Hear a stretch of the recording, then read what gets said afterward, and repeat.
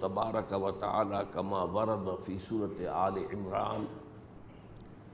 اعوذ باللہ من الشیطان الرجیم. بسم اللہ الرحمن الرحیم. اذ قال اللہ تعالی یا عیسی ابن مریم وَإِذْ قَالَ اللَّهُ يَا عِيسَىٰ إِنِّي مُتَوَفِّيكَ وَرَافِعُكَ إِلَيَّ وَمُطَهِّرُكَ مِنَ الَّذِينَ كَفَرُوا وَجَاعِلُ الَّذِينَ اتَّبَعُوكَ فَوْقَ الَّذِينَ كَفَرُوا إِلَىٰ يَوْمِ الْقِيَامَةِ. وقال عز وجل كما ورد في سورة النساء وقولهم إنا قتلنا المسيح عيسى ابن مريم وما قتلوه وما صلبوه ولكن شبه لهم وإن الذين اختلفوا فيه لفي شك منه ما لهم به من علم إلا اتباع الظن وما قتلوه يقينا. وقال عز وجل كما ورد في سورة المائدة وكنت عليهم شهيدا ما دمت فيهم فلما توفيتني كنت أنت الرقيب عليهم وأنت على كل شيء شهيد. وقال عز وجل كما ورد في سورة الزمر الله يتوفى الأنفس حين موتها والتي لم تمت في منامها فيمسك التي قضى عليها الموت ويرسل الأخرى إلى أجل مسمى. صدق الله العظيم. رب اشرح لي صدري ويسر لي امري واحلل عقدة من لساني يفقهوا قولي. اللهم ربنا الهمنا رشدنا واعذنا من شرور انفسنا. اللهم ارنا الحق حقا وارزقنا اتباعه وارنا الباطل باطلا وارزقنا اجتنابه. آمین یا رب العالمین. آپ کے علم میں ہے کہ آج میں وفات مسیح کے موضوع پر گفتگو کروں گا. اس کے پس منظر کے ضمن میں چند باتیں آپ کو بتانا چاہتا ہوں. نمبر ایک تو یہ کہ جتنے بھی فتنے اٹھے ہیں امت میں اور جو اب بھی اٹھ رہے ہیں وہ سلسلہ ختم ہونے والا تو نہیں ہے. ثلاثون دجالون کذابون چلتا رہے گا قیامت تک. تو ان میں ایک مشترک بات یہ ہوتی ہے کہ وہ کسی ایسے مسئلے کو جس پر کہ موجودۃ الوقت حالات جو ہوتے ہیں ان کے مطابق فضا سازگار ہوتی ہے اور اس کا کوئی جذباتی پہلو بھی ہوتا ہے، لیکن جو امت کے اجماع کے خلاف ہوتا ہے اس پر ڈیرا لگاتے ہیں، اس پر گفتگو کرتے ہیں، اس کو لوگوں کے منوا لیتے ہیں. اس کا نتیجہ کیا ہوتا ہے کہ چونکہ وہ چیز مجمع علیہ ہوتی ہے، امت کا اجماع ہے 1400 برس سے، اب اگر اس شے کو انہوں نے غلط ثابت کر دیا اپنے زوم میں اور عام لوگوں سے کہ جو صاحب علم نہیں ہے، کہ جو نہیں سمجھ سکتے بات کو، اسے منوا لیا، اس کا مطلب ہے کہ اب اس شخص کے معتقد ہو گئے اور اسلاف سے منحرف ہو گئے کہ یہ تو بے وقوف سے سب لوگ، یہ سارے ہمارے علماء، یہ سارے محدثین، یہ سارے مفسرین، یہ سب بے وقوف تھے، یہ بات بھی نہیں کر سکے. یہ ہے وہ شخص، یہ مجدد وقت ہے جس نے یہ بات کہی. اس کی ایک مثال یہ ہے وفات مسیح کا معاملہ. اس کی ایک مثال میں آپ کو دیتا ہوں. ایک دوسرا فطرہ، وہ بھی غلام احمد کے نام سے شروع ہوا. غلام احمد پرویز، وہ یتیم پوتے کی وراثت کا یہ مسئلہ لے کر کھڑا ہو گیا. جیسے یہ غلام احمد قادیانی وفات مسیح کا کیسے ہو سکتا ہے کہ ہمارے نبی جو ہے وہ تو فوت ہو کر زیر زمین دفن ہو گئے اور یہ عیسیٰ جو ہے یہ آسمان پر اٹھا لیے، کیسے ممکن ہے؟ اب ظاہر بات ہے عام آدمی جو ہے مسلمان جس کی حضور سے محبت ہے، حضور کی دل میں تعظیم ہے، عظمت ہے، عقیدت ہے، وہ اس جال میں پھنس جائے گا. پھر وہ اپنے دلائل کے ساتھ اس کو جو ہے وہ، اور چونکہ ماحول بھی جو میں اس وقت عرض کروں گا کہ اس کے موافق ہو جاتا ہے اس وقت. غلام احمد پرویز نے کیا کہ یتیم پوتے کا مسئلہ، اب یہ اجماع ہے اگر کسی شخص کا کوئی بیٹا اس کی زندگی میں فوت ہو جائے تو اس کا وراثت میں حصہ نہیں ہوتا. وراثت ہوتی ہے انہی میں جو اس کی موت کے وقت موجود ہو، بیٹے ہوں بیٹیاں ہوں. اب اگر جو فوت شدہ بیٹا ہے اس کے کوئی یتیم بچے ہیں تو اب اس میں بڑی ایک جو ہے دلیل، اور دیکھیے جی یتیم بچے بیچارے وہ محروم ہو گئے، یتیم بچوں کا تو زیادہ حق ہونا چاہیے. تو یہ تو قانون جو ہے اگر یہ اس پر اجماع ہے تو پھر وہی بات کہ یہ سب بے وقوف لوگ تھے، اور یہ تو بڑے سخت دل اور سنگ دل لوگ تھے جنہوں نے یہ بات گھڑ رکھی ہے۔ یہ میں نے آپ کو دو مثالیں دے دی۔ اب ظاہر بات ہے کہ جو اسلام کا قانون میراث ہے، قانون وراثت ہے، اس کے کچھ بنیادیں ہیں، اس کے کچھ اصول ہیں، ان اصولوں پر وہ کھڑا ہے اور اس کے مطابق جو ایک فیصلہ ہے وہ ہے۔ تو بہرحال یہ میں نے آپ کو مثال دی ہے کہ کسی ایسے مسئلے کو لے کر اس پر ڈیرا لگا لینا، مورچہ بنا لینا، اس سے اپنی عقیدت پیدا کر لینا، اسلاف سے برگشتہ کر دینا کہ یہ کوئی لوگ سمجھدار نہیں تھے، یہ بے وقوف لوگ تھے، جاہل لوگ تھے۔ اچھا، اب اسی پس منظر میں سمجھیے کہ 19ویں صدی کے اواخر میں کیا صورتحال ہندوستان میں ہو گئی تھی۔ انگریز آ گیا تھا اور 1857 کے بعد اس کی براہ راست حکومت قائم ہو گئی تھی۔ اس سے پہلے 1757 سے 1857 تک جو بھی حکومت تھی، ایک تو پورے ہندوستان پر نہیں تھی، لیکن یہ کہ جو بھی تھی وہ ایسٹ انڈیا کمپنی کی تھی، تاج برطانیہ کی نہیں تھی۔ 1857 کے بعد حکومت قائم ہو گئی۔ اب ظاہر بات ہے کہ جب انگریزوں نے فتح کیا ہمیں تو ہم پر روب طاری ہوا کہ نہیں۔ پھر جو زندہ قومیں ہوتی ہیں ان میں کچھ اچھے اوصاف ہوتے ہیں، ان کے اندر فرض شناسی ہے، ان میں دیانت داری ہے۔ انگریز ڈپٹی کمشنر تھا، 9 بجے کا وقت ہے تو ٹھیک 9 بجے دفتر میں موجود ہوگا۔ ہمارے لوگ جو آ رہے ہیں لیٹ آرام سے، لیکن یہ ہے کہ ان کی یہ چیزیں جو ہوتی تھی، پھر بات اگر کی ہے تو اس کو پورا کیا ہے، تو اس حوالے سے ان کا رعب ہوتا ہے۔ اسی طور پر اس زمانے میں ایک صورت یہ پیدا ہو گئی کہ نیوٹن کی فزکس آ گئی، اور معلوم ہوا کہ یہ تو گویا کہ آسمان کی وحی سے بھی زیادہ معتبر ہے۔ سائنس سے جو بات ثابت ہو جائے بس وہ حق ہے، اور جو ثابت نہ ہو سکے وہ ایسے ہی ہیں، وہ تو گویا کہ اوہام ہیں، ان کی کوئی حیثیت نہیں۔ اب اس زمن میں کیا ہوا، اس وقت جو ہے سر سید احمد خان ایک شخصیت ابھری۔ انہوں نے جب دیکھا کہ اسلام کی بہت سی چیزیں جو ہیں وہ سائنٹیفک جو انداز فکر ہے اس میں فٹ نہیں بیٹھتی۔ یہ فرشتے کس بلا کا نام ہے، سائنس تو نہیں بتاتی ہمیں، لہذا انہوں نے کہا فرشتہ کوئی نہیں ہے، یہ فورسز آف دی نیچر کو فرشتہ کہہ دیا گیا۔ یہ جن کیا بلا ہوتے، کوئی جن ون نہیں ہے، وہ تو سائنس کی اس میں تو نہیں آتے، دکھائی نہیں دیتے، کوئی جن نہیں۔ یہ تو جو مشتعل مزاج کے لوگ ہوتے ہیں انسان، ان کو جن کہہ دیا گیا کہ وہ آگ سے پیدا ہوئے۔ جیسے ہم کہہ دیتے ہیں فلاں شخص غصے میں آگ بگولا ہو گیا، تو وہ آگ تھوڑی ہو جاتا، یہ تو استعارہ ہے۔ اس طرح یہ جو معجزات ہیں یہ کوئی شے نہیں، ان کی بھی فزیکل توجیحات۔ یہ حضرت موسیٰ جب پار ہوئے اپنی قوم کو لے کر سمندر کے، تو یہ کوئی معجزہ نہیں تھا، یہ کوئی حضرت موسیٰ کی ضرب کی وجہ سے پھٹا نہیں تھا سمندر، بلکہ وہ تو مد و جزر کا معاملہ تھا۔ جس وقت سمندر اترا ہوا تھا، جزر میں تھا، تو موسیٰ اپنی قوم کو لے کر گزر گئے۔ جب فرعون آیا اپنے لشکر کے ساتھ تو سمندر مدھ پر آ گیا، چڑھ آیا، لہذا وہ ہلاک ہوئے۔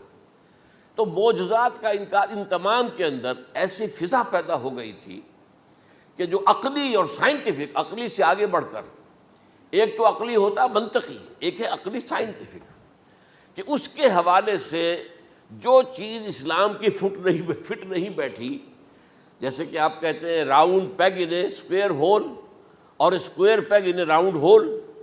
اب اسکوائر پیگ ہے، راؤنڈ ہول ہے، تو آپ کو اس کے کونے تراشنے پڑیں گے تب وہ اس ہول میں جائے گا۔ لہذا انہوں نے وہ کونے تراشے، اسی کے طرز پر پھر چلے ہیں جو آپ کو معلوم ہے علامہ مشرقی، انہوں نے بھی جب شروع کیا اپنا دھندا تو ان کے پہلے کتاب کیا تھے، مولوی کا غلط مذہب نمبر 1، مولوی کا غلط مذہب نمبر 2، مولوی کا غلط مذہب نمبر 3، چھوٹے چھوٹے کتاب شائع کر رہے ہیں۔ مولویوں سے علماء سے برگشتہ کر دیا۔ اب معلوم ہوا کہ یہ شخص ہے مجدد وقت، یہ مولویوں کے پاس تو کچھ نہیں ہے۔ اسی کا معاملہ پھر وہ انکار حدیث کی شکل میں آیا، جن میں کہ ایک بڑی شخصیت جو ہے وہ غلام احمد کی، غلام احمد پرویز، کیونکہ اللہ تعالیٰ نے اسے صلاحیت دی تھی، اچھا انشاء پرداز تھا، لکھنا اچھا آتا تھا، بولتا بھی اچھا تھا۔ تو ظاہر بات ہے فتنہ وہی شخص پیدا کر سکتا ہے جو باصلاحیت ہو، جس میں کوئی صلاحیت نہیں وہ کیا فتنہ پیدا کرے گا؟ وہ نہ دنیا میں کوئی ترقی کرے گا، نہ دین میں کرے گا، نہ فتنہ انگیزی کر سکے گا۔ وہ تو جیسا بھی ہے معاملہ عام معمول جو ہے لوگوں کا، جیسی بھیڑ چال چل رہی ویسے چل جائے گا۔ تو اس فضا میں اصل میں غلام احمد پرویز نے جو ڈیرا لگایا، وہ وفات مسیح پر تھا۔ یہ سب غلط ہے۔ یہ کہ مسیح زندہ آسمان پر اٹھا لیے گئے، کیسے ممکن ہے؟ ممکن ہے یہ کوئی الہونی بات ہے؟ سائنس اس کو مان سکتی ہے؟ وہ تو اصل میں ٹھیک ہے، ان کا کہنا کیا ہے کہ مسیح کو سولی تو چڑھایا گیا تھا لیکن وہ اس پر مرا نہیں، فوت نہیں ہوا، موت واقع نہیں ہوئی۔ پھر جب اس کو اتار لیا گیا تو وہ زخمی تھا، مجروح تھا، لیکن تھا زندہ۔ پھر اس کو غار میں رکھ دیا گیا۔ پھر اس کے جو معتقدین تھے انہوں نے اس کی مرہم پٹی کی، اس کا علاج کیا، پھر وہ ٹھیک ٹھاک ہو کر پھر وہ وہاں سے چلا گیا، وہاں چھوڑ گیا اپنے اس شہر کو، یروشلم کو، اور اس ملک کو، فلسطین کو، اور پھر وہ آ گیا کشمیر میں، اور کشمیر میں وہ فوت ہوا۔ اس کی قبر موجود ہے، کسی قبر کی، کوئی پرانی بوسیدہ قبر کا نام لے لیا، فلاں قبر جو ہے وہ عیسیٰ ابن مریم کی ہے۔ یہ ہے سارا معاملہ۔ اب ظاہر بات ہے کہ چونکہ ایک انسان کا زندہ آسمان پر اٹھایا جانا، وہ جو سائنسی ذہن ہے وہ اس کو نہیں مانے گا۔ چاہے قرآن مجید کے اندر تو خرق عادت اور بھی بہت سے ہیں۔ آخر اصحاب کہف 300 برس تک سوتے نہیں رہے، یہ کوئی سائنس کے حساب کتاب سے صحیح ہے؟ یا یہ ہے کہ حضرت عزیر علیہ السلام 100 برس تک مردہ رہے پھر زندہ کر دیے گئے، ان کا گدھا بھی زندہ کر دیا گیا جیسا کہ سورہ بقرہ میں آیا، لیکن ان کا کھانا جو ہے وہ صحیح رہا، اس کو مسا نہیں، اس میں کوئی بدبو نہیں آئی۔ تو واقعات ہوتے ہیں ایسے، اللہ تعالیٰ جو چاہے کرے، خرق عادت ٹھیک ہے۔ فطری قانون جو بھی ہے، جو لاز آف دی نیچر اللہ نے بنائے ہیں اور اس کے مطابق ہی دنیا چل رہی ہے، لیکن اللہ تعالیٰ کے ہاتھ ٹوٹ نہیں گئے، بند نہیں ہو گئے، اختیار ختم نہیں ہو گیا۔ میں کیا کروں؟ میں تو قانون بنا بیٹھا، اب تو میں کچھ نہیں کر سکتا۔ میں تو قانون بنا چکا ہوں کہ آگ جلاتی ہے، اب اگر ابراہیم کو آگ میں ڈال دیا تو میں تو نہیں بچا سکتا، اس لیے کہ قانون ہے، وہ میرا بنایا ہوا قانون۔ لیکن ہم یہ سمجھتے ہیں، ہمارا ایمان ہے اللہ تعالیٰ جو ہے وہ قادر مطلق ہے، وہ جب چاہے اپنے ہی بنائے ہوئے کسی قانون کو توڑے۔ اسی کو کہتے ہیں خرق عادت۔ خرق کے معنی ہوتا ہے پھاڑ دینا، توڑ دینا۔ جیسے کہ وہ سورہ کہف میں لفظ آتا ہے کہ وہ حضرت موسیٰ کو جن کے پاس بھیجا گیا تھا، بزرگ کے پاس، انہوں نے اس کشتی کا جس میں وہ سوار تھے اس کا ایک تختہ پھاڑ دیا، توڑ دیا، خرقہ۔ تو خرق عادت سے مراد کیا؟ عام عادی قانون، laws, physical laws, chemical laws, جو بھی دنیا میں چل رہا ہے، بایولوجیکل لاز، ان کو جب چاہے اللہ توڑے اور اپنی خصوصی مشیت کا اس کے اندر اظہار کر دے۔ اب اس سلسلے میں جو میں نے آیات آپ کو سنائی ہیں، اور اسی طرح کی کچھ اور آیات بھی ہیں، ان میں قادیانی نے اور قادیانیوں نے اصل ڈیرا لگایا ہے لفظ وفات پر۔ اصل میں یہ لفظ کیا ہے؟ جو لوگ عربی زبان سے واقف نہیں، ان کو بڑی آسانی، وفات وفات وفات، یہ تو آ گیا، توفیتو، توفیتا، متوفی کا، اے موسیٰ میں تمہیں وفات دے دوں گا، اے اللہ جب تو نے مجھے وفات دے دی، تو وفات تو قرآن میں ہے۔ پھر اس کے ہوتے ہوئے یہ مفسرین کو کیا ہو گیا؟ ان کا دماغ خراب ہو گیا تھا۔ یہ تمام محدثین جو ہیں اتنی عقل بھی نہیں تھی ان میں۔ تو یہ وہ بات جو میں پہلے بیان کر چکا ہوں۔ اب میں آپ کو بتاتا ہوں اصل میں عربی زبان کا قاعدہ۔ عربی زبان کے اندر ایک سے حرفی روٹ ہوتا ہے، اس سے الفاظ بنتے چلے جاتے ہیں۔ مختلف کھانوں میں پانی ہے، پانی کو آپ نے گلاس میں ڈال دیا، کوئی اور شیپ ہو گئی، کپ میں ڈالا کوئی اور شیپ ہو گئی، اور تشت میں ڈالا کوئی اور شیپ ہو گئی، شیپ تو بدل جائے گی، ہے تو وہی کا وہی پانی۔ تو اسی طریقے سے مثلاً میں مثال دے رہا ہوں آپ کو، علم یعلم، علم، کسی شے کو جان لیا، عالم یعلم، اعلاماً، کسی کو کچھ بتا دیا، علمہ خود جان لیا، اور عالم یعلم اعلاماً، کسی کو کچھ بتا دینا، علم یعلم تعلیماً، کسی کو کوئی بات بڑی اچھی طرح ذہن نشین کرانا، بار بار دہرانا، سمجھا دینا، یہ تعلیم ہو گئی۔ تعلم یتعلم تعلماً، خود علم حاصل کرنا۔ اب علم یعلم سے عالم بنا، اور علم یعلم سے معلم بنا، اور تعلم یتعلم سے خود علم حاصل کرنا، اس سے متعلم بنا، متعلم جو کہ علم حاصل کر رہا ہے۔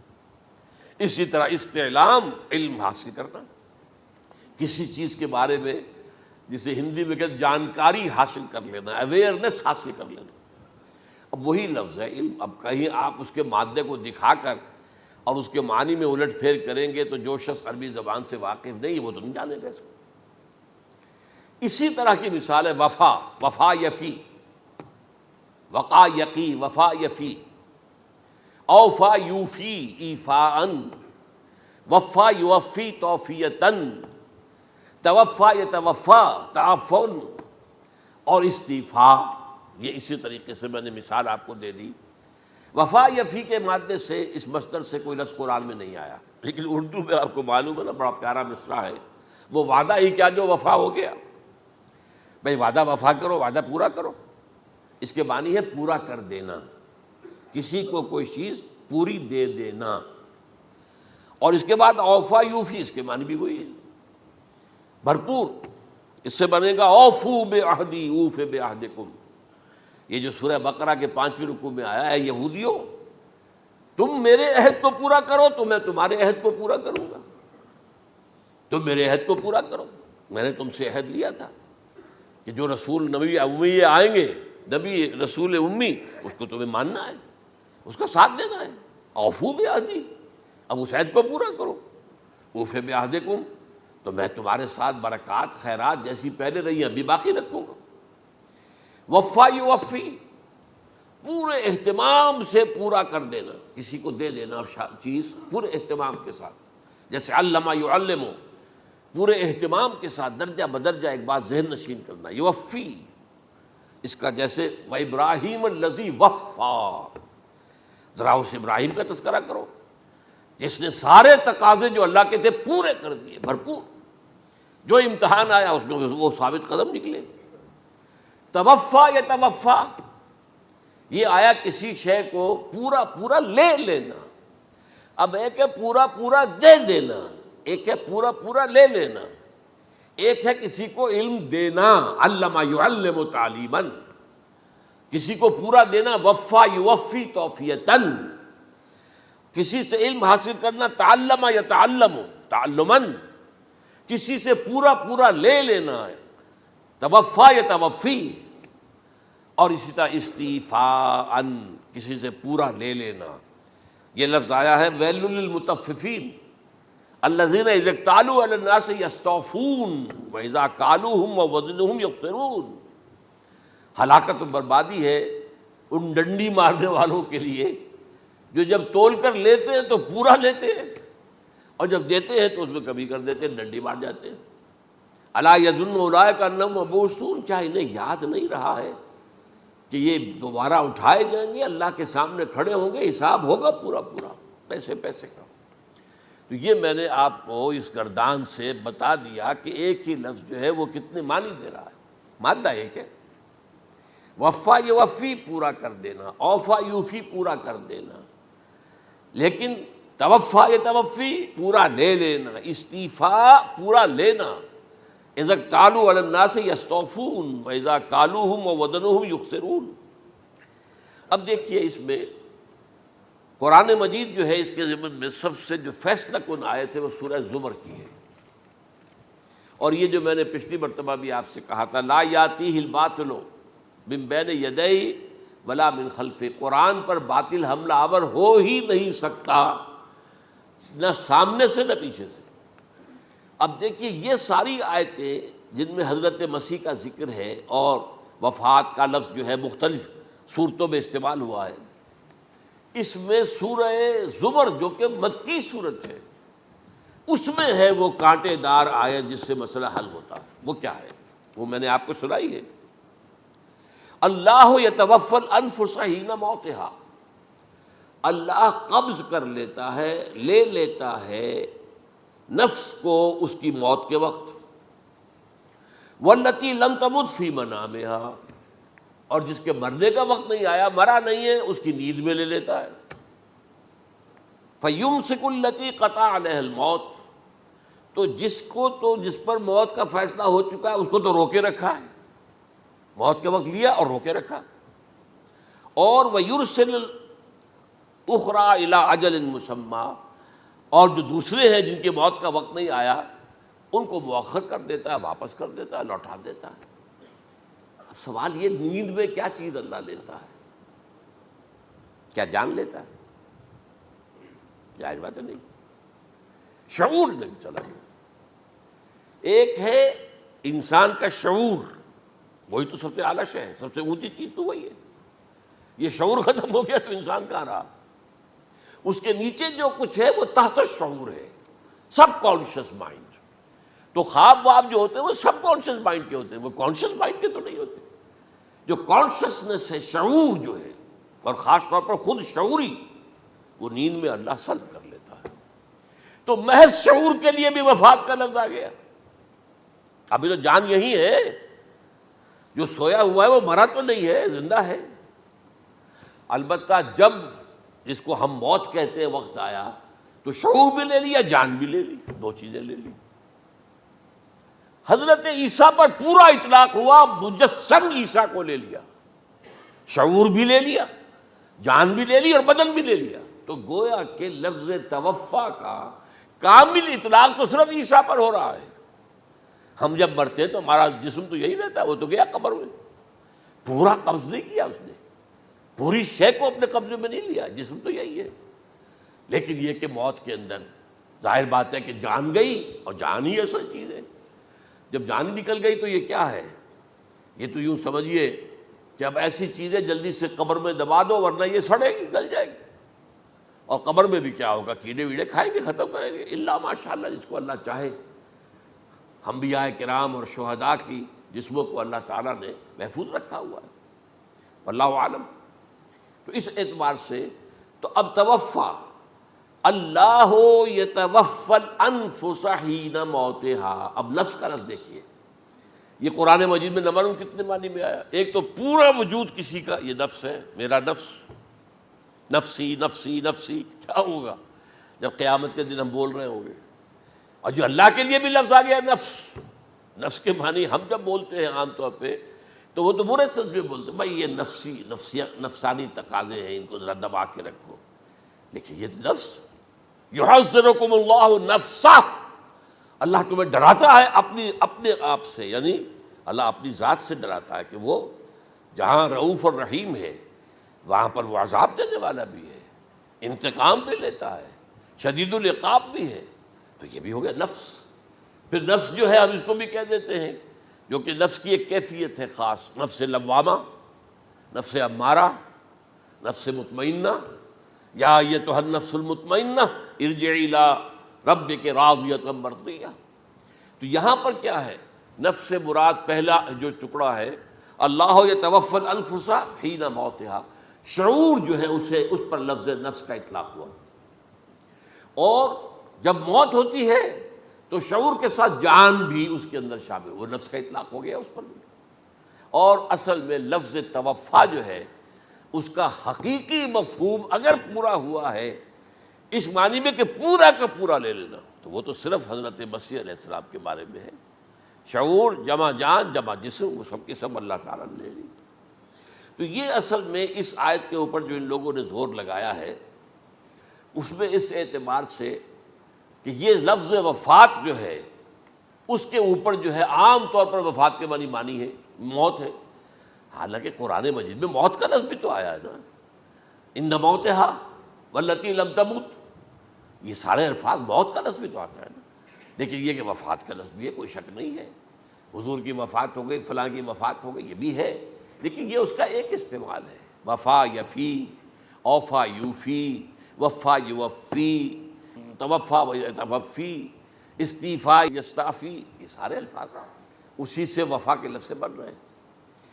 اب یہ کہ اس کے ضمن میں عقلی بات آپ کے سامنے رکھنا چاہتا ہوں۔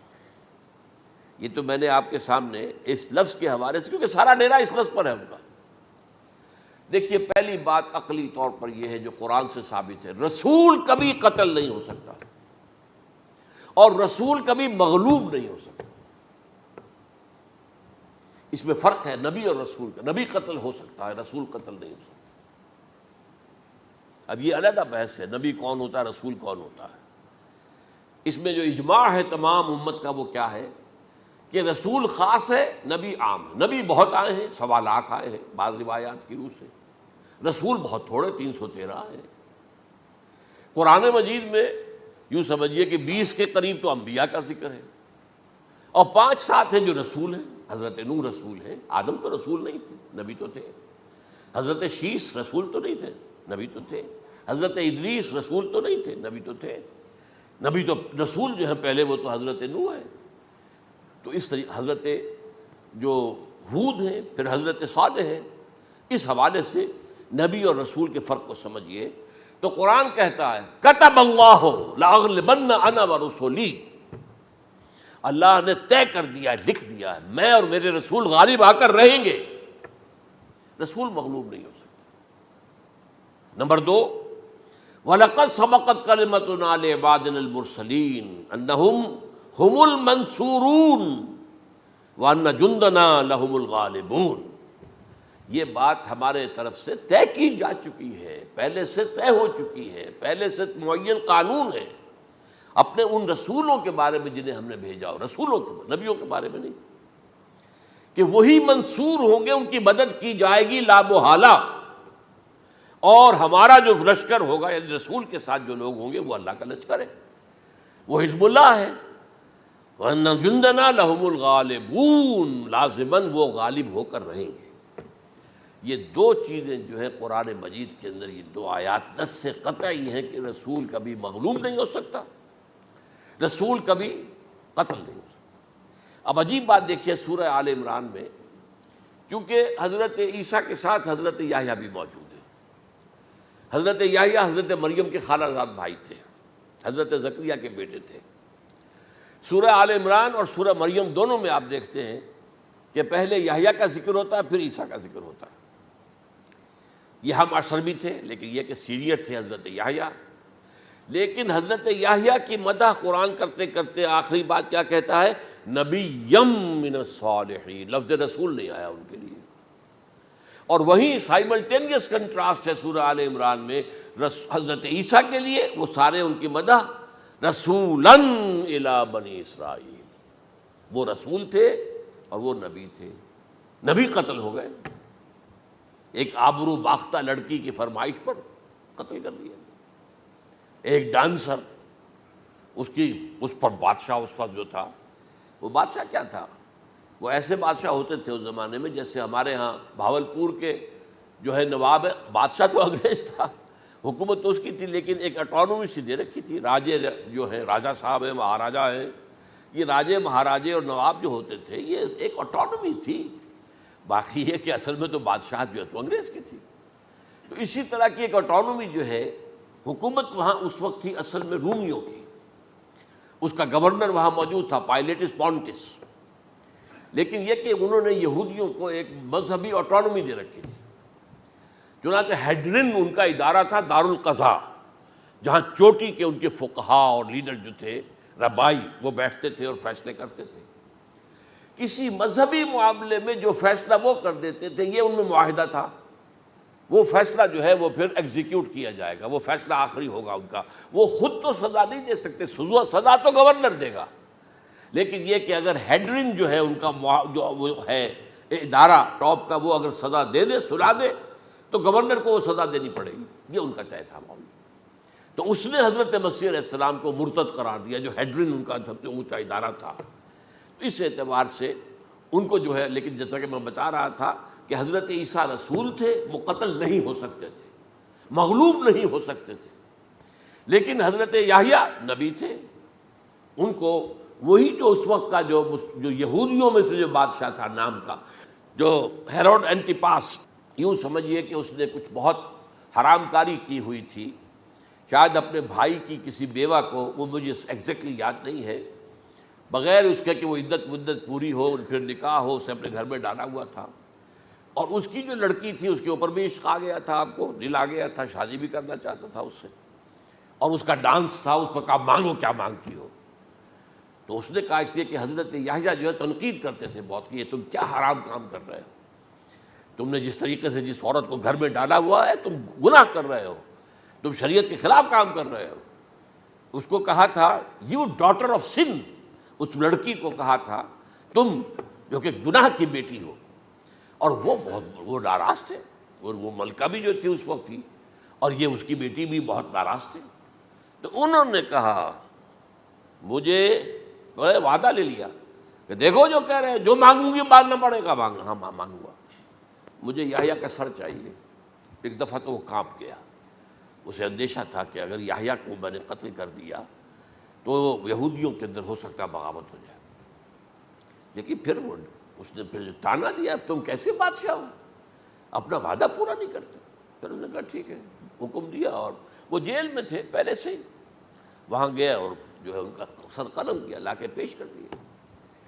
تو نبی جو ہیں جن کی بڑی مدح ہوئی ہے سورہ مریم کے اندر جب آپ پڑھیں گے تو ان کی شان جو ہے، لیکن نبی تھے، صرف رسول نہیں تھے۔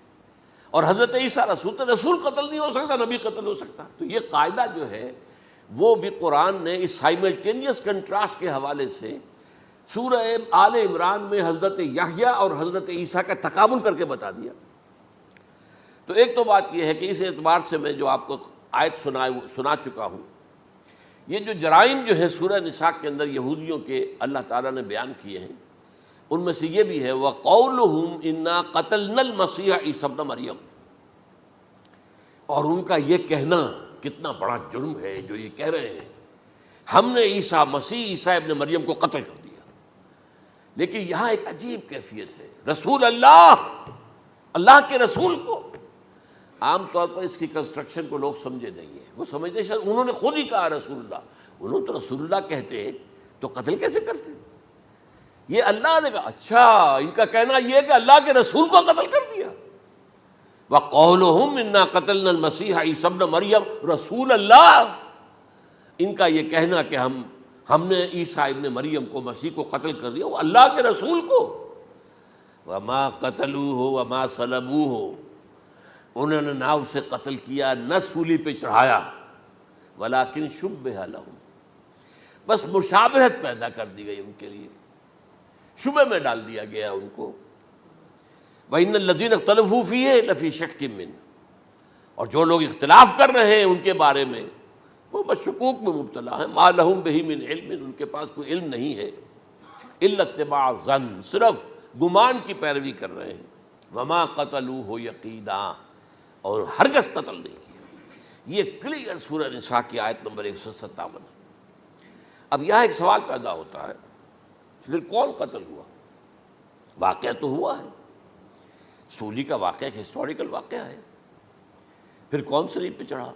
حضرت عیسیٰ تو صلیب پر نہیں چڑھ سکتے، اس لیے کہ صلیب کی موت کو سمجھا جاتا تھا بہت ذلت کی موت ہے، بہت حقارت کی موت ہے، بہت ملعون موت ہے۔ تو جب عیسیٰ مغلوب نہیں ہو سکتے تو صلیب پہ کیسے چڑھا دیے جائیں گے؟ قتل ہونا تو بعد میں ہوگا نا، پہلے تو آپ صلیب پر لٹکائیں گے اس کو نا، تب وہ جب مرے گا تو کہیں گے قتل بھی ہو گیا، ہم نے قتل کر دیا۔ صلیب کیا ہوتی تھی یہ معلوم ہے آپ کو؟ ایک لمبی لکڑی، ایک جو ہے ٹرانسفرس آ جائے گی اس کے اوپر، اور اس میں سے یہ ہے کہ اس کے دونوں، ایک شخص کے جو ہے دونوں ہاتھ وہ نیل کر دیے جاتے تھے، یہ جو اوپر جو ہے کراس کا جو نشان ہے وہ کیلیں ٹھوک کر لگا دیے گئے، اور پاؤں دونوں جو ہے وہ پیروں کے اندر کیلیں ٹھوک کر وہ اس لمبی لکڑی کے ساتھ جو نیچے سے آ رہی ہے اس میں لگا دیے۔ اب وہ بلیڈنگ ہو رہی ہے، اس کا جو حال ہے پتلا ہو رہا ہے، اس کا رفتہ رفتہ سسک کر مرتا ہے نا، اسی لیے اسے کہتے ہیں بڑی ملعون موت ہے۔ ایک ہے آپ نے پھانسی دی کسی کو، ایک جھولا جھولتا ہے وہ اور گیا، ختم ہو گیا۔ آج کل تو کیا ہوتا ہے، کرسی پہ بٹھایا، ذرا کرنٹ چھوڑا اور گئے صاحب، کو ٹیکا لگایا پتہ ہی نہیں چلا اور پیٹ ٹیکے کے ساتھ آدمی مر گیا، تو یہ بھی ہوتا ہے۔ لیکن یہ کہ بدترین موت جو ہے صلیب کی موت ہے۔ تو یہ واقعہ تو ہوا ہے صلیب کا، لیکن یہ کہ کون مرا؟ اب دیکھیے عیسائیوں کا کہنا کیا ہے، عیسیٰ صلیب پر چڑھے، وہاں فوت ہو گئے، مر گئے، پھر انہیں نکالا گیا، ایک قبر میں رکھ دیا گیا، لیکن قبر وہ جو تھی اس طرح نہیں تھی زمین میں کھودی ہوئی، بلکہ ایک پہاڑ کے اندر ایک چھوٹا سا کھو تھا، غار سی، وہاں رکھ دیا گیا، لیکن وہاں سے وہ زندہ ہو گئے۔ اگلے دن جب لوگ آئے تو دیکھا وہ قبر تو خالی ہے، عیسیٰ کہاں گئے؟ وہ زندہ ہو کر آسمان پر اٹھا دیے گئے، اور آسمان پر جانے سے پہلے وہ اپنے حواریین سے ملے بھی تھے، کہا میں زندہ ہوں۔ یہ ہے ان کا عقیدہ، اور اس کے بعد یہ بھی عقیدہ ہے کہ دوبارہ آئیں گے، قیامت کے قریب آئیں گے، یہ بھی عقیدہ ہے۔ ہمارا عقیدہ کیا ہے؟ نہ سولی پر چڑھے نہ قتل ہوئے، بلکہ اللہ نے انہیں اٹھا لیا، بل رفعہ اللہ الیہ، اللہ تعالیٰ نے انہیں اٹھا لیا۔ جیسے کہ آتا قرآن میں، یا عیسیٰ انی متوفیک ورافعک الیہ، اے عیسیٰ میں تمہیں قبض کر لوں گا، قبضے میں اپنے لے لوں گا اور اپنی طرف اٹھا لوں گا، رافعک الیہ، یہ قرآن مجید کا قول ہے۔ البتہ یہ ہمارا بھی عقیدہ ہے کہ وہ دوبارہ آئیں گے، وَإِنَّهُ لَعِلْمٌ لِلسَّاعَةِ، وہ قیامت کی ایک عظیم ترین نشانی ہوں گے کہ جب وہ آئیں گے، اور اس کے بعد جو ہے یا جو اینٹی کرائسٹ ہوگا کہ جو کہ جھوٹا عیسیٰ ہوگا، جھوٹا دعویٰ کرے گا، جسے کہ مسیح الدجال کہا گیا، اس کے ساتھ مقابلہ ہوگا، اسے قتل کریں گے، اور تمام یہودی اس کے بعد قتل ہو جائیں گے، جو بھی اس وقت تک کفر پر قائم رہیں گے۔ اگر ان میں سے کوئی اس وقت حضرت عیسیٰ پر ایمان لے آئے تو وہ شاید بن جائے۔ بہرحال یہ ہے یہود، ان کا جو ہے قادیانیوں کا وہ عقیدہ کیا ہے، سولی پر تو چڑھا، گویا کہ ذلت والی بات تو ہو گئی، مغلوب تو ہو گیا، قرآن کی نفی اس پہلے کیوں، وما صلبوہ وما قتلوہ، تو گویا کہ سولی پر چڑھ گیا تو وہ بدترین جو ہے تکلیف، مصیبت، مشقت وہ ساری تو آ گئی، مغلوبیت تو آ گئی، لیکن یہ کہ اس کے بعد کہتے ہیں مرا نہیں، وہ ابھی وہ سسک ہی رہا تھا کہ اتار دیا گیا۔ اس کے بعد اس کے جو شاگرد تھے، حواری تھے، انہوں نے مرہم پٹیاں کی، پھر وہ ٹھیک ہو کر چلا گیا کہیں اور، ہجرت کر گیا اپنی قوم سے جو ان کے خیال میں کشمیر ہے، اور یہاں آ کر وہ تبھی موت مر گیا، بات اللہ ختم ہوا معاملہ۔ ہم کیا کہیں، ہم تو صرف یہ کہتے رہے ہیں، 1300 برس تک ہم نے یہ کہا ہے کہ ہمارا ایمان ہے قرآن پر کہ ان پر نہ صلیب دیے گئے نہ قتل ہوئے، انہیں اٹھا لیا گیا۔ کب اٹھایا یہ ہمیں معلوم نہیں تھا، کس مرحلے پر اٹھایا یہ ہمیں معلوم نہیں تھا، پھر سولی پر کون چڑھا یہ ہمیں معلوم نہیں تھا، لہذا کسی تفسیر میں آپ کو نہیں ملے گا، کہیں نہیں، نہ قرآن میں ہے، نہ حدیث میں ہے، نہ کسی تفسیر میں۔ یہ تو پچھلی صدی کے دوران جو پوپ کی لائبریری ویٹیکان میں، اس سے ایک نسخہ برآمد ہوا، انجیل برنباس۔ اب یہ بھی آپ کو معلوم ہونا چاہیے کہ انجیلیں 104 تھیں، جن میں سے 4 جو ہے سلیکٹ کی گئی ہیں، 100 انجیلیں اور ہیں جنہیں وہ اپوکریفل کہتے ہیں، غیر مستند انجیلیں، اپوکریفل، اور یہ ہے کینونیکل، قانونی، یہ ہے کہ جو مستند ہیں 4، لیکن جو 100 اور ہیں ان میں سے ایک یہ بھی ہے برنباس، اور برنباس کے بارے میں عیسائی مانتے ہیں کہ وہ بھی حضرت عیسیٰ علیہ السلام کے حواریین میں سے ایک تھے، وہ انجیل نکل آئی، اب وہ چھپ بھی گئی ہے۔ کراچی میں ایک ادارہ ہے خاص طور پر، باوانی جو سیٹھ ہیں ان کا بنایا ہوا ادارہ ہے، تو وہی چھاپتے بھی ہیں، ایک زمانے میں تو کافی تقسیم بھی کر رہے تھے، اب مجھے معلوم نہیں۔ اس نے سارا قصہ بیان کیا۔ قصہ کیا ہے؟ بہت دلچسپ قصہ ہے، پوری تفصیل سے۔ ایک شخص جو کہ حضرت مسیح کے حواریین میں شامل ہو گیا، وہ تھا جیوڈاس اسکریوٹ۔ یہ شخص اصل میں تھا ایک زیر زمین تنظیم وہاں چل رہی تھی، زیلوٹس، انڈر گراؤنڈ موومنٹ، تاکہ ہم رومنوں کی حکومت یہاں سے ختم کریں اور اپنی پوری حکومت اور آزادی حاصل کریں۔ ان میں سے یہ بھی تھا، ان کا سرغنہ تھا برابس، برابا ڈاکو اسے کہا جاتا ہے، برابس۔ ظاہر بات ہے کہ قانون شکن تھا تو ڈاکو ہی تھا۔ اچھا، ان میں سے یہ شخص جو ہے، اس نے جیوڈاس نے حضرت عیسیٰ کے معجزے دیکھے بہت، اور اتنا یقین ہو گیا اسے کہ یہ شخص جو ہے عیسیٰ، یہ ایک مرتبہ اگر رومیوں پر لعنت بھیج دے، کرس کر دے، تو رومی ختم ہو جائے۔ لیکن ان سے کئی دفعہ جو ہے پھیر ڈال کر، ہیر پھیر کے ساتھ کوشش کی گئی کہ رومیوں کے خلاف وہ کوئی جو ہے وہ لعنت برآمد کر دے، وہ نہیں کرتے تھے۔ یہ ایک علیحدہ بات ہے، کیوں نہیں کرتے تھے، یہ اس وقت میرا موضوع نہیں ہے۔ منہاج عیسوی کیا تھا، منہاج موسوی کیا تھا، منہاج محمدی کیا تھا، ان میں فرق ہے۔ لِكُلٍّ جَعَلْنَا مِنْكُمْ شِرْعَةً وَمِنْہاجًا، سورہ مائدہ میں آیا ہے، تمام رسولوں کے لیے ہم نے ایک ایک منہاج، ایک ایک شریعت علیحدہ علیحدہ دی ہے۔ بہرحال منہاج عیسوی کچھ اور تھا، تو یہ نہیں کہتے تھے۔ اب اس نے کیا کیا کہ وہ اپنے ڈاکو سرغنے سے اجازت لے کر ان کے حواریین میں شامل ہو گیا، اعتماد حاصل کیا، اور بار بار کوشش کی کہ یہ بددعا دے دیں، رومیوں کو نہیں دی۔ اب اس نے سوچا کہ انہیں اگر ذاتی طور پر تکلیف پہنچے گی تو زبان سے کلمہ نکل ہی جائے گا نا کوئی لعنت کا۔ اس نے پکڑوایا حضرت عیسیٰ کو، کیونکہ جب یہ فیصلہ ہو گیا تھا ان کے قتل کا ہیڈرن جو ہے ادارہ وہ دے چکا تھا، اس کا فتویٰ تھا یہ واجب القتل ہے، یہ مرتد ہے، لہٰذا اس کو قتل کر دیا جائے، اور یہ فیصلہ جو ہے وہ رومی گورنر تک پہنچایا جا چکا تھا۔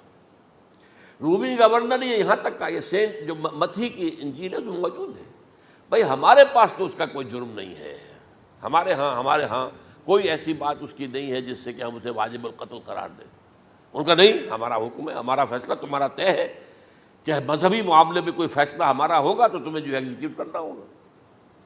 بہرحال اس وقت حضرت مسیح روپوش ہو گئے گرفتاری سے بچنے کے لیے، ایک باغ میں تھے وہ، وہاں پر رات کے وقت انہوں نے اپنے حواریین کے ساتھ لاسٹ سپر کہتے ہیں اس کو، لاسٹ سپر کھانا کھایا، آخری کھانا تھا، اور اس کے بعد اس نے فرمایا آج کی رات تم میں سے ایک میرے خلاف غداری کرے گا۔ یہ کہہ کر حضرت مسیح تو ایک کوٹھڑی میں چلے گئے جو ہوتی ہے باغ کے اندر، کوئی کھرپے ورپے جو ہے، کوئی وہاں پہ کسیاں رکھی ہوئی، تو اس میں خود جا کر عبادت میں مصروف ہو گئے۔ اپنے حواریین سے کہا کہ تم بھی عبادت کرو، وہ حواریین سو گئے۔ اب یہ اسکریوٹ جو ہے یہ اٹھا، یہ گیا رومیوں سے جا کر کہا میں پہنچا دیتا ہوں عیسیٰ تک، پکڑوا دیتا ہوں، آؤ میرے ساتھ۔ 30 ان کے آدمی آئے، وہ اس سے کہا باغ کے باہر کھڑے رہو تم، میں اندر جاؤں گا، تھوڑی دیر کے بعد تم آنا، جسے میں کہوں اے میرے استاد، پکڑ لینا اسی کو۔ یعنی رومنز کو معلوم نہیں تھا کہ یہ کون ہے عیسیٰ، لیکن یہ کہ یہ تو یہودیوں کو معلوم تھا نا سب کچھ۔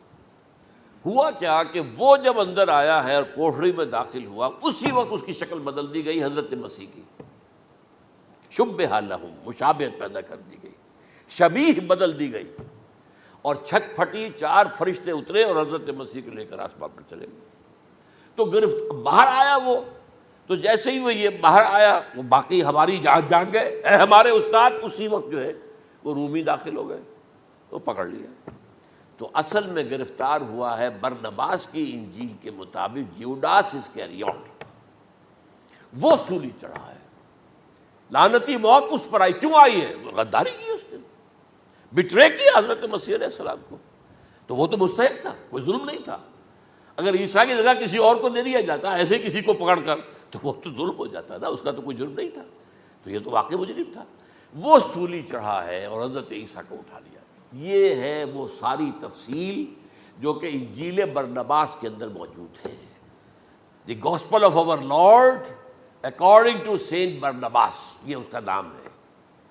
ایونجیلیم برنابے، یہ جو ہے یونانی زبان میں اس کا نام ہے، یا لیٹن میں۔ بہرحال یہ ہے معاملہ۔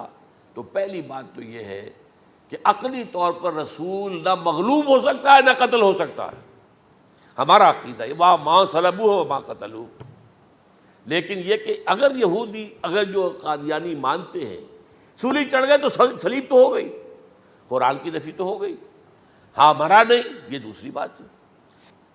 دوسری بات یہ ہے کہ رسولوں کے باب میں اللہ کا قانون کیا ہے۔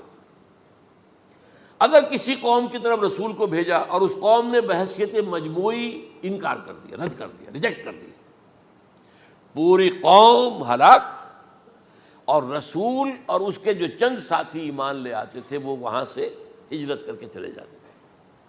لیکن ہجرت کر کے جاتے تھے تو اس کے بعد کسی اور مقام پر کریں گے اہل نظر تازہ بستیاں آباد، پھر وہاں پر ایک قوم انہوں نے جو ہے اپنا مرکز بنایا، ایک نئی امت کھڑی ہو گئی۔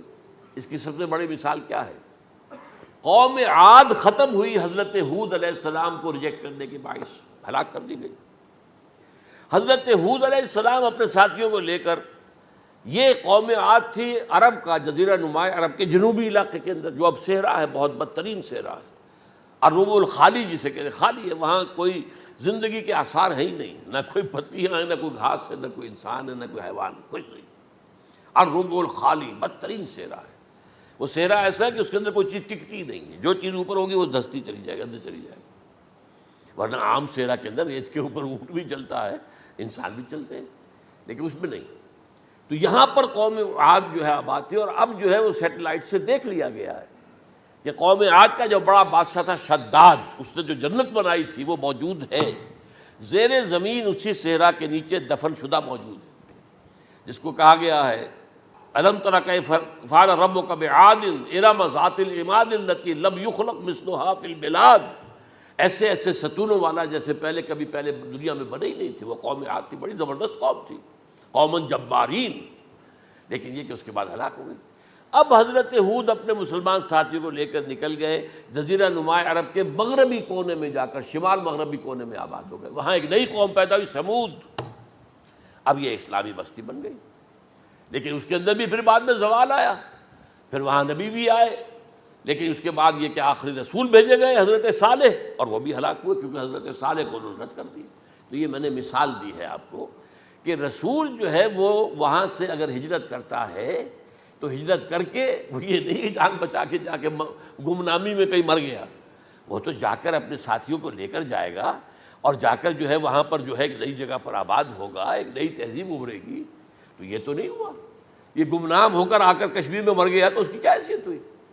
حضرت عیسیٰ علیہ السلام یا تو اگر ہجرت کرتے، یا جب انہیں معلوم ہو گیا تھا کہ میرے قتل کا فتویٰ ہو گیا ہے، تو آپ وہاں سے ہجرت کر سکتے تھے، لیکن اپنے ساتھیوں کو تو لے کر جاتے نا، اپنے حواریین کو لے کر جاتے، اور کہتے ہیں 12 حواریین کے علاوہ اور بھی کوئی 70 کے قریب لوگ تھے جو ان پر ایمان لائے تھے، ان کو لے کر جاتے، کسی جگہ جا کر آباد ہوتے، وہاں ایک نئی جو ہے بستی بنتی، وہاں مسلمانوں کی ایک آبادی ہوتی۔ تو ان میں سے تو کوئی شے بھی نہیں ہوئی، بات ہی ختم ہو گئی۔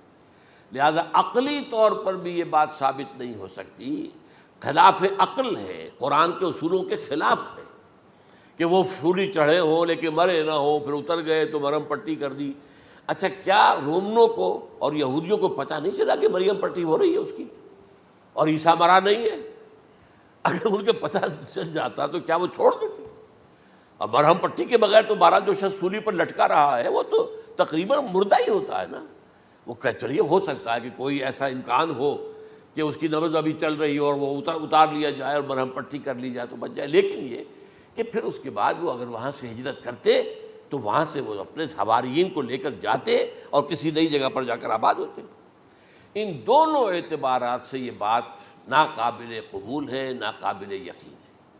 لیکن اسی مسئلے کو لے کر انہوں نے، جو جیسا کہ میں نے بتایا تھا، وفات ہو گئی، کیسے ہو سکتا ہے ہمارے نبی جو سید المرسلین ہے وہ تو زیر زمین دفن ہو گئے اور یہ جو آسمان پر اٹھا لیے گئے، یہ کیسے ہو سکتا؟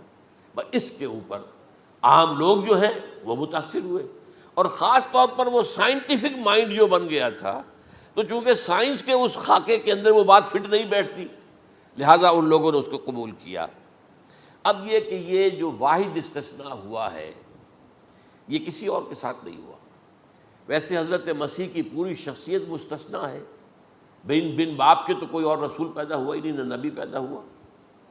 پھر وہ معجزے جو حضرت مسیح کو ملے کسی نبی کو نہیں ملے۔ حضرت صالح کو ایک ہی معجزہ ملا تھا نا ایسا کہ لوگوں نے کہا کہ تم یہ اس چٹان میں سے ابھی ایک گابن اونٹنی برآمد کر کے دکھا دو، وہ دکھا دی گئی، پھر ہلاک کر دیے گئے۔ لیکن جو اور معجزے حضرت مسیح کو دکھائے ہیں وہ بچپن میں بولے ہیں، گود میں تھے یا پگھوڑے میں تھے، بولے ہیں انی عبد اللہ آتانی الکتاب و جعلنی نبیا۔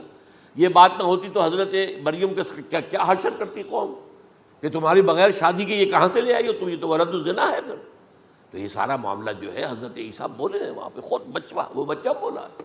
اب اس کے بعد بولنے کی لوگوں کے اندر کیا گنجائش تھی؟ زندہ کو مردہ کر دینا، ثم باذن اللہ، مردہ زندہ ہو گیا، اور تخلیق حیات، ایک پرندہ بنانا گارے کا، پھونک مارنا اور اڑتا ہوا پرندہ بن جائے، ایک کوڑی کے جسم پر ہاتھ پھیرنا اور کوڑ ختم، ایک مادرزاد اندھے کی آنکھوں پر ہاتھ پھیرنا اور بینائی آ گئی۔ یہ سارے معجزات مستثنیٰ شخصیت ہیں۔ ان کا یہ استثناء کیوں کیا گیا، یہ بڑی تلخ بات ہے، یہ یاد کر لیجیے، کیونکہ یا تو قوم اسی وقت ہلاک کر دی جاتی جیسا کہ ہوا قوم نوح، قوم ہود، قوم عاد، قوم سمود، قوم شعیب، یہ ہوا کہ نہیں ہوا؟ اور سدوم اور عمورہ کی بستیاں جہاں حضرت لوط بھیجے گئے، اور آل فرعون جو ہلاک کیے گئے، یا تو پوری قوم ہلاک کی جاتی؟ نہیں، یہ یوں سمجھیے کہ اس پورے معاملے کو درمیان میں سے ایک وقفہ دے دیا گیا، حضرت عیسیٰ کو اٹھا لیا گیا، اور حضرت عیسیٰ دوبارہ آئیں گے۔ یہ کیوں کیا گیا؟ اب اس میں بڑی تلخ بات آپ سے کہہ رہا ہوں، یہ آپ کے لیے قبول کرنا آسان نہیں، حلق سے نیچے اٹھنے کی مشکل سے۔ اس قوم کو زندہ رکھا گیا ہے جو ملعون اور مغضوب علیہم قوم ہے۔ سب سورہ فاتحہ میں مفسرین لکھتے ہیں ضالین یہ نصارہ ہیں اور مغضوب علیہم یہ یہودی ہیں، اور قرآن کہتا ہے لعن الذین کفروا من اہل الکتاب علی لسان داؤد وعیسی ابن مریم، لعنت کی گئی ایک ملعون اور مغضوب قوم کے ہاتھوں آخری امت محمد، اور اس کا بھی بہترین حصہ، اس پر عذاب ان کے ہاتھوں آئے گا، عربوں پر عذاب یہودیوں کے ہاتھوں، اس لیے ان کو بچایا گیا۔ یہ میں نے کئی دفعہ واقعہ سنایا، مولانا اصلاحی صاحب بتایا کرتے تھے، کیونکہ وہ راجپوت تھے، یو پی کے راجپوت مشرقی حصے کے، کہ ہمارے ہاں کوئی نوجوان اگر کوئی بڑی گری ہوئی حرکت کرتا تھا تو اس کے سر پر چمار کے ذریعے، چمار کے ہاتھوں جوتا لگوایا جاتا تھا۔ اگر راجپوت کے سر پر راجپوت کا جوتا گرا تو چلو تکلیف تو ہوئی، لیکن یہ کہ راجپوت کا جوتا گرا ہے نا، پڑا ہے، لیکن راجپوت کے سر پر چمار کا جوتا، جس کو آپ انگریزی میں کہتے ہیں to add insult to injury, وہ تکلیف بھی ہے جوتا کھانے کی اور انسلٹ ہے کہ ایک چمار مار رہا ہے۔ یہ امت سب سے خیر امت ہے، کنتم خیر امت اخرجت للناس، اس کے لیے عذاب بھی بدترین آئے گا، اور کن پر آئے گا؟ اس امت کا جو اصل نیوکلیس ہے عرب، جس کے بارے میں حضور کی حدیث موجود ہے ویل للعرب، عرب کے لیے بہت بڑی ہلاکت ہے۔ اور آج ہماری نظر میں آ رہا ہے وہ ملعون اور مغضوب علیہم قوم ان کے سینے کے اندر خنجر کی طرح بھونکی گئی ہے، اور 30 کروڑ کے قریب عرب بے حمیتی، بے غیرتی، بزدلی، کمزوری، ذلت، مسکرت کی مثال بنے ہوئے۔ کوئی بول سکتا ہے اس اسرائیل کے خلاف؟ کوئی بول سکتا ہے؟ 30-35 لاکھ آدمی ہے اسرائیل کے اندر یہودی، اس سے زیادہ تو امریکہ میں 50 لاکھ کے قریب، کل 1.25 کروڑ آدمی ہے یہ یہودی پوری دنیا کے اندر۔ لیکن دیکھیے جو چاہتا کرتا ہے، جب چاہا اس نے عراق کے ایٹمک انسٹالیشن کو تباہ کر دیا، اور سعودی عرب کی فضا میں اس کو فیول کیا ہے انہوں نے، دوبارہ ری فیولنگ جو ہوئی ہے ان کے جہازوں کی، وہ سعودی عرب کی فضا میں ہوئی۔ یہ صورت جو ہے عربوں کے اوپر، اور اب جو آنا ہے آرمگدان، کیونکہ پوری عیسائی دنیا یہودیوں کے قبضے میں ہے، اور یہ رومی ایک حدیث کی روح سے 80 علم لے کر حملہ آور ہوں گے تم پر، اور یہ ہوگا مڈل ایسٹ میں۔ آپ کو معلوم ہے پوری دنیا میں کہا جا رہا ہے 3rd ورلڈ وار جو ہونے والی ہے وہ مڈل ایسٹ میں ہوگی، اور میں ٹوائنبی کا قول آپ کو سنا چکا ہوں، 1950 کا قول ہے اس کا۔ یہ اس وقت تک تو سوال ہی پیدا نہیں ہوتا تھا، سارا تصادم جو ہو رہا تھا وہ ایک طرف روسی اور اس کے ساتھی تھے، روس اور اس کے ساتھی، دوسری طرف یہ مغربی یورپ اور امریکہ تھا۔ کوئی مسلمانوں اور عیسائیوں کی کسی جنگ کا تو کوئی امکان نظر ہی نہیں آتا تھا۔ لیکن ٹائنبی نے کہا ہے، جو سب سے بڑا فلاسفر آف ہسٹری ہے 20ویں صدی کا، کہ اب جو جنگ ہوگی بڑی، جو اس نیکسٹ سینچری کی، 21st سینچری کی، وہ در حقیقت کمیونزم کے درمیان اور کیپٹلزم کے درمیان نہیں ہوگی، بلکہ عیسائیوں اور مسلمانوں کے درمیان ہوگی۔ یہ میں اس کا حوالہ بھی پورا آپ کو دے چکا ہوں، اس نے یہ کہاں یہ بات کہی، تو یہ ہے، یہ بات جان لیجئے۔ اور مڈل ایسٹ میں ہوگی، گریٹر اسرائیل بنے گا۔ حدیث میں خبریں، یہ سارے مسلمان ممالک تمہارے ہاتھ سے نکل جائیں گے مسلمانوں، یہ عراق اور اردن اور یہ اور وہ، یہاں تک کہ ترکی، سعودی عرب کا بھی شمالی حصہ نکل جائے گا۔ البتہ مدینے کا جو ان کا پروگرام ہے اس کو اللہ نہیں پورا ہونے دے گا، مدینے میں داخلے کی ان کو اجازت نہیں ملے گی۔ بہرحال یہ سارا کچھ ہونے والا ہے۔ وہ وقت بھی آنے والا ہے کہ حضور کی ایک حدیث کے مطابق ایک شخص کے 1000 بیٹے ہوں گے تو 999 ختم ہو جائیں گے، ایک بچے گا۔ یہ وقت بھی آنے والا ہے کہ حضور فرماتے ہیں اتنی بڑی جنگ ہوگی، اتنی خوریزی ہوگی کہ پوری زمین اٹھ جائے گی لاشوں سے۔ تو پرندہ جو ہے، کوئی ایک تو پرندے ہوتے ہیں کہ جو مردار خور ہے، گدھ ہے، وہ تو بڑی خوشی سے اتریں گے، تناول فرمائیں گے لاشوں کو۔ اسی طریقے سے کوے ہیں، چیلے ہیں، لیکن جو نفاست پسند پرندے ہیں وہ لاش کے اوپر اترنا نہیں چاہتے۔ تو ایک پرندہ اڑتا چلا جائے گا، اسے کہیں زمین پر اترنے کی جگہ نہیں ملے گی، لاشیں ہی لاشیں ہوں گی، یہاں تک کہ وہ تھک ہار کر اس کے جو ہے پر جواب دے جائیں گے، گرے گا تو لاش پر گرے گا۔ یہ وقت آنے والا، اور یہ یہودیوں کے ہاتھوں، یا یہودیوں کے جو سپورٹرز ہیں اس وقت، جو ان کے ہاتھ میں اعلی کار ہیں، ان کے ہاتھوں آنا ہے۔ میرے نزدیک اس کام کے لیے اس ملعون قوم کو کہ جو حضرت عیسیٰ کے زمانے سے معلوم ہو چکی ہے، اس کو باقی رکھا گیا ہے، اسے یہ موقع دیا گیا ہے، اس نے اسرائیل بنا لیا ہے۔ تقریباً 2000 سال کے بعد وہ دوبارہ آ کر آباد ہوئے اس سرزمین میں جہاں سے نکال دیے گئے تھے 70 عیسوی کے اندر۔ یہ سارا کچھ کیوں ہو رہا ہے؟ تو در حقیقت میرے نزدیک واللہ عالم حکمت خداوندی اس میں یہ ہے، انہیں روک کر رکھا گیا ہے اور حضرت عیسیٰ کو اٹھا لیا، پھر وہی عیسیٰ آئیں گے اور انہی کے ہاتھ میں یہ ہلاک ہوں گے۔ سوائے اس کے چونکہ جو ایک میں نے آپ کو کئی دفعہ حوالہ دیا ہے، فلاڈلفیا ٹرمپٹ ایک رسالہ نکلتا ہے پروٹیسٹنٹ عیسائیوں کا، انہوں نے یہ لکھا ہے، اس نے لکھا ہے ایک پرچے کے اندر کہ جب حضرت مسیح آئے گی اینٹی کرائسٹ ہوگا، وہ لکھا اس نے کہ وہ یہودی ہوگا، حالانکہ وہ پرو یہودی ہے۔ وہ جتنے بھی یہ جو کرسچن زائنسٹ ہیں یہ تو یہودیوں سے بڑھ کر زائنسٹ ہیں، ان کے بڑے سپورٹرز ہیں۔ تو لیکن اس نے لکھا ہے اینٹی کرائسٹ ول بی اے جیو۔ ابھی کچھ عرصے پہلے آپ کو یاد ہوگا نوسٹریڈیمس کا بڑا چرچا ہو گیا تھا، اس کی جو ہے وہ پیشن گوئیاں اور یہ کہ ایک مسلمان ہوگا اینٹی کرائسٹ، اور صدام کے بارے میں اشارے کیے جا رہے تھے کہ وہ اینٹی کرائسٹ ہوگا وغیرہ وغیرہ، لیکن انہوں نے لکھا ہے کہ وہ اینٹی کرائسٹ یہودی ہوگا، اور اس نے لکھا 80% یہودی قتل ہو جائے گا۔